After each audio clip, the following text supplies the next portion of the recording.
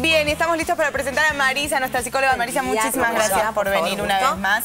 Hoy vamos a hablar acerca del duelo. ¿Qué pasa cuando perdés a un ser querido? ¿Cómo enfrentar esa situación? Exactamente. Salimos a preguntarle a los chicos si alguna vez perdieron un ser querido, ellos o un amigo, y cómo ayudaron en este proceso de duelo. ¿Te parece si lo vemos juntos? Vamos, buenísimo.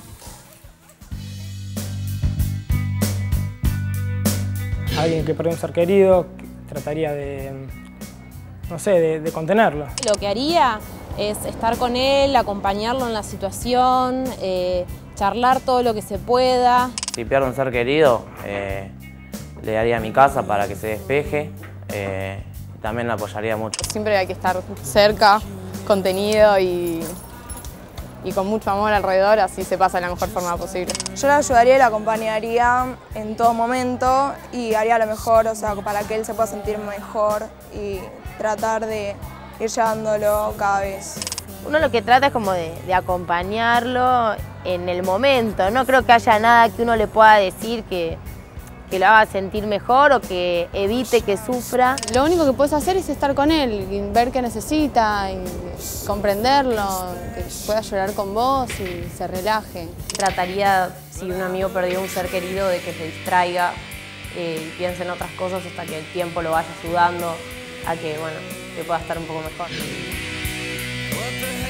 Muy bien, Marisa, vamos a arrancar después de todas estas opiniones sabiendo principalmente qué es el duelo. Arranquemos por ahí. Me parece bien. El duelo es un proceso emocional que tiene que ver con transitar el dolor, elaborando de a poquito esa pérdida que tuvimos. En este caso estamos hablando de pérdidas de algún ser querido. No es la única situación, pero hoy vamos a estar hablando de eso. Y la verdad es que es muy importante elaborar la pérdida, es muy importante transitar el dolor, a pesar de que parecería que uno intenta que el otro no pase por eso.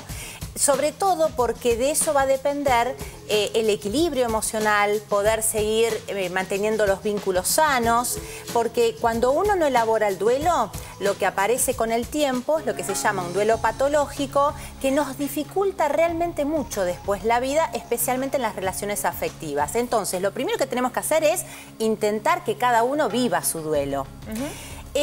Una de las cosas difíciles es acompañar en el dolor al otro. Es como ser espectador de un dolor ajeno, espectador pasivo, lo cual es muy difícil porque en el fondo, sobre todo cuando hablamos de muerte, todos intentamos negarla. De hecho, hay una cuota de negación que es sana, por eso podemos vivir. Si todo el tiempo estuviéramos pensando en la muerte, exactamente, no podríamos hacer prácticamente nada. Entonces, si bien hay una cuota de negación sana, por supuesto que no tenemos que colaborar con la negación que va más allá y que tiene que ver con no registrar la pérdida, que es el primer paso del duelo. El primer paso del duelo es registrar esa pérdida, aceptarla, no tratar de hacerse el distraído, no tratar de negar.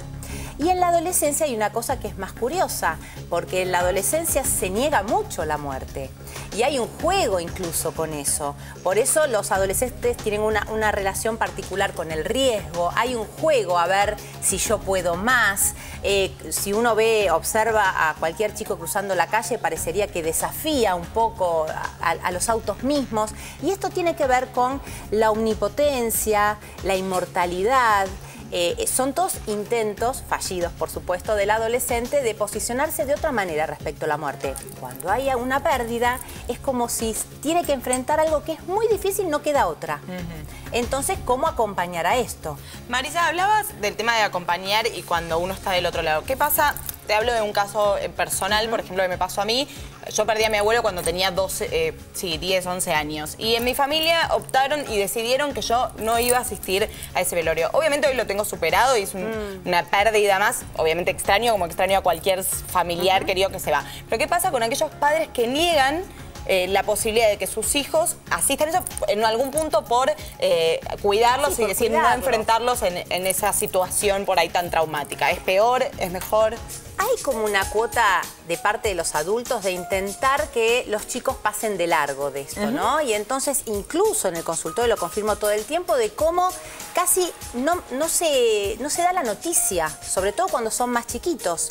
Los ritos que tienen que ver con la muerte, como puede ser el velorio, como puede ser alguna misa, alguna ceremonia, depende de la religión, incluso el tema de entierro, etcétera. Cada uno de esos ritos tienen una función que tiene que ver con esto que mencionaba antes de registrar la pérdida y dar un tiempo, porque es algo obviamente muy abrupto, en algunos casos sin ninguna anticipación previa que hiciera pensar que algo de esto podía suceder, y esto da como un tiempo de ir aceptándolo en las primeras 24, 48 horas, que luego va a venir la parte más difícil, que es continuar la vida sin esa persona. Entonces, evaluar que participar de los ritos es importante. Después va a depender, por supuesto, de cada chico y de la edad de cada chico y de la versión que la familia decide dar de lo que es la muerte, porque además no tenemos una única respuesta acerca de lo que es la muerte. Más bien diría, muy pocas palabras por decir, muy difícil de explicar. Y el adolescente además tiene esta cuestión de sentirse naturalmente incomprendido y muy de la mano de lo que es injusto. Entonces, todo esto está sobre la mesa cuando está la pérdida de un ser querido. La injusticia, la negación, la incomprensión, por eso es tan complicado. Hay algo que decían en la encuesta que me pareció muy interesante, que es: yo trataría de charlar todo lo que se pueda. Y la muerte necesita, para ser elaborada, que la abordemos con palabras. Entonces, hay una etapa del duelo en el que parecería que no queremos hablar de la persona que se fue, ¿no? Digamos, es como si la evitáramos, algunas familias casi entran en un tema tabú, y con el tiempo se vuelve a hablar de esa persona. Yo diría que además de ser sano, es como un homenaje a la persona que se fue. Queda entre nosotros, en los buenos momentos, en los recuerdos, las anécdotas, los dichos. Entonces podemos ir viendo si estamos más o menos siguiendo las etapas del duelo. Como decía, el registro primero de la pérdida, después hay una etapa en donde se habla muy poquito, porque además uno evita angustiarse, angustiar al otro, pero después naturalmente debería esta persona ser mencionada como parte del entramado de, y es parte del proceso todos de los aceptación, días, claro, por supuesto. Lari. Sí, ¿qué pasa con el tema de los chicos cuando tienen la pérdida de un ser querido? ¿Cómo hacen los padres para hacerles entender? Porque pasa mucho que no logran entender cómo es que se fue y no va a volver nunca más, digamos. ¿Cómo se hace eso? La verdad es que tenemos que ser muy claros, no evadir este contenido. Y hay algo que es muy importante para los adultos. Primero, tener presente que muchos adolescentes, a pesar de que parecen, no son adultos todavía, pero sobre todo cuando llegamos a una respuesta que no tenemos más elementos, porque nosotros tampoco sabemos cómo explicarlo. Entonces, decir que efectivamente alguien murió, usar la palabra, no esto de se fue de viaje, no lo vamos a ver más. Hay que mencionarlo, hay que definir lo que pasó, decir que uno no los va a ver más. Si son chicos más chicos, uno puede relacionar esto con lo que significa la vida de un ser vivo, el nacimiento, el desarrollo y la muerte. En cualquier edad hay que decirle a los niños que murió. Sí, y esto, digamos, tengo mucha experiencia de haberlo comprobado en el consultorio, de cómo cuando los padres intentan ahorrarle a los chicos, que además es una manera de ahorrarlo a uno, mismos. Claro, exactamente, trae muchas consecuencias. Siempre hay que decirlo. Muy claro, y luego sí esperar un poquito a ver qué preguntan y qué necesitan saber. Y hay algo muy importante: el adolescente particularmente habla poco de sus emociones, más con los padres. Entonces, que esto esté incluido en la charla, y la verdad es que tiene que estar dicho, no como ¿cómo estás? Porque el cómo estás en general es bien. Claro, la respuesta es muy general. Exactamente. Ir puntualmente. ¿Estás triste? ¿Lo extrañás? ¿Le extrañás? ¿Qué te pasa con esto que acaba de suceder? Marisa. Sí. También el tema de la muerte tiene que ver muchísimo con lo cultural, ¿no? Hay diferentes culturas en las que se festeja cuando se muere un ser querido, bueno, o cuando se muere una persona en general, ¿no? Tiene que ver mucho con esto también, bueno, lo que pasa en las casas, ya, vos, yo me imagino, sos chico, ves que alguien se murió y en un principio la verdad que no sabes qué es lo que está pasando, aunque seas consciente de que esa persona no está más, pero claro, después cuando vas creciendo vas absorbiendo los sentimientos que van pasando en la casa y te vas desarrollando de esa manera, ¿no? Sí, es muy interesante, porque además hay algo que que tenemos que tener presente, que es que el dolor también se puede compartir. Es así, y la cultura nos va marcando distintas maneras. Sería muy difícil para quienes no tenemos esa manera, esa costumbre de enfrentar la muerte, como podría ser con alegría o con un festejo, sería muy difícil para quienes no crecimos en esa cultura, en ese paradigma, poder hacer eso.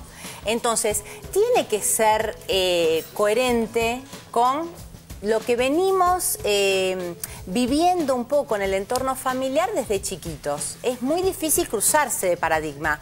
El tema de la alegría o del festejo frente a la muerte es para muy pocas culturas y realmente uno tiene que estar inmerso en eso como para poder sentirlo, porque la pérdida está y es cierto que no los vamos a ver más y que no los vamos a poder disfrutar más y por lo tanto lo vamos a extrañar. Extrañar significa sentir esa pérdida y por supuesto que lo es más natural. Claro, pero ahí es cuando uno, si hizo el duelo, algún día va a poder recordar con cariño. Yo tengo amigos de Tucumán que han perdido padres o madres y no pueden hablar después de años, y eso justamente nos contaban acá en Facebook, que, o sea, muchas veces uno subestima a los chicos y piensa que no van a saber asumir el duelo. Por eso lo más grande es los que están cerrados o inmaduros sentimentalmente. Por ejemplo, Claudia, ella es de Concordia, nos pregunta si se debe hablar del ser que ya no está, si hace bien, por una amiga lo decía. Y Daniela de Santa Rosa de la Pampa dice que no podía decir ni la palabra papá durante varios años y necesitó un psicólogo para eso. Sí, esto es lo que mencionábamos y lo definiste perfecto. ¿Qué es esto? ¿Cómo nos damos cuenta si el duelo está siendo elaborado? Bueno, porque al tiempo, naturalmente uno, si estuviese aquí, diría tal cosa. Digamos, es la manera, incluso, como decía antes, de homenajear a esa persona que no está. Vivo. Es muy triste realmente haber pasado por la vida y que nadie tenga el recuerdo, que nadie te quiera mencionar.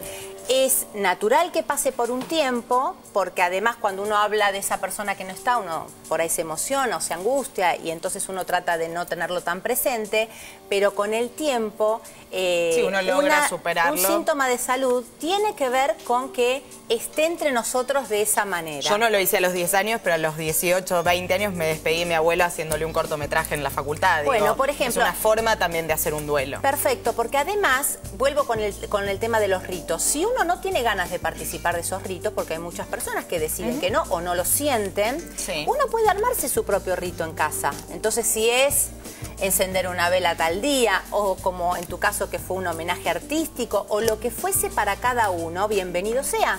Sin duda. Lo importante es darse ese tiempo, ese momento de conectarse con eso que nos está pasando. Qué importante aclarar a los padres que si tienen miedos o dudas acerca de esto de cómo tratar con los chicos, que se acerquen a un centro de salud, que hablen con algún terapeuta, porque es fundamental eso, evitar un trauma después. Y además que es muy fácil de evitar, digamos, es con hablar, saber un poco igual qué creo decir. que eso tiene que ver mucho con el miedo más del adulto que lo que le sucede al niño, ¿no? Como son las dos cosas, el miedo a los situación. adultos, sí, y además esto de la subestimación de los chicos. Digamos, es lo que se escucha como fundamento del silencio familiar. Marisa, muchísimas Un gusto, gracias por chicos, haber venido.